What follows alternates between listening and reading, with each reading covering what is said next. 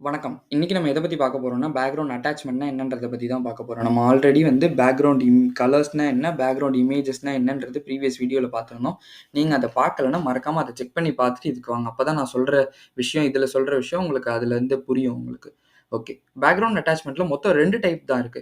ஒண்ணு வந்து fixed type and அத வந்து இன்னொன்னு வந்து அட்டாச் டைப் அப்படின்றது சொல்லுவாங்க. இன்னொன்னு வந்து ஸ்க்ரோல் டைப். ஓகே. இப்ப ஃபிக்ஸட் டைப்னா என்னன்னு பார்த்துக்கிட்டீங்கன்னா, ஒரு இமேஜ வந்து நம்ம ஒரு இடத்துல வச்சுடுறோம். அந்த இமேஜ் நம்ம ஸ்க்ரோல் பண்ண, அந்த வெப் பேஜ நம்ம ஸ்க்ரோல் பண்ண, அந்த இமேஜும் நம்ம கூடயே சேர்ந்து டிராவல் ஆகணும் அப்படின்னு நினைச்சீங்கன்னா, அது வந்து அட்டாச் டைப், ஃபிக்ஸ்ட் டைப் அப்படின்றது சொல்லுவோம். இன்னொன்னு ஸ்க்ரோல் டைப்.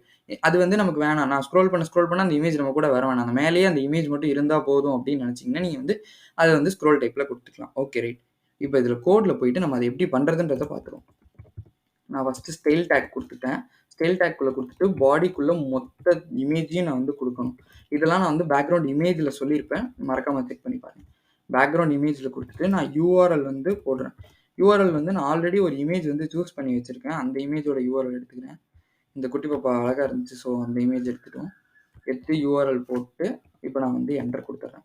அப்புறம் வந்து பேக்கிரவுண்ட் ரிப்பீட். இப்ப நான் ஒரு இமேஜ் போட்டேன்னா, அது ஆப்வியஸா வந்து ரிப்பீட் ஆயிட்டே இருக்கும். அந்த இமேஜ் ஹைட் நம்ம விட்த் எதுவுமே குடுக்கலன்னா, நம்ம அத கண்ட்ரோல் பண்ணாமலே இருந்தோம்னா, இந்த மொத்த யுஆர்எல் போடும்போது ரிப்பீட் ஆயிட்டே இருக்கும். ஸோ நம்ம அத ஸ்டாப் பண்ண நோ ரிப்பீட்ன்றது குடுக்குறோம்.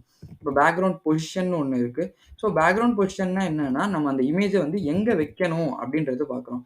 நான் வந்து என்ன பண்றேன், ரைட் சைடும் டாப் ரைட் அந்த எண்டுல வச்சுடுறேன். ஏன்னா, நம்ம அப்பதான் வந்து ஸ்க்ரோல் பண்ணும்போது நம்ம வியூல பார்க்கும்போது சொல்லிக் குடுக்கும்போது ஈஸியா இருக்குன்றதுனால நான் ரைட் டாப்ல வச்சுக்கிறேன்.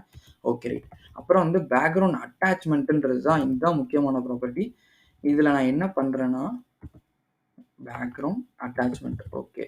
இதுல நான் என்ன பண்ணேன்னா, ஃபர்ஸ்ட் வந்து ஃபிக்ஸட் டைப்ப வந்து பார்த்துடலாம். ஃபிக்ஸட்ன்னு சொல்லி குடுத்துடுறேன். குடுத்துட்டு இப்ப ப்ரௌசர்ல என்ன ரெண்டர் ஆகுதுன்றத போய் பார்ப்போம்.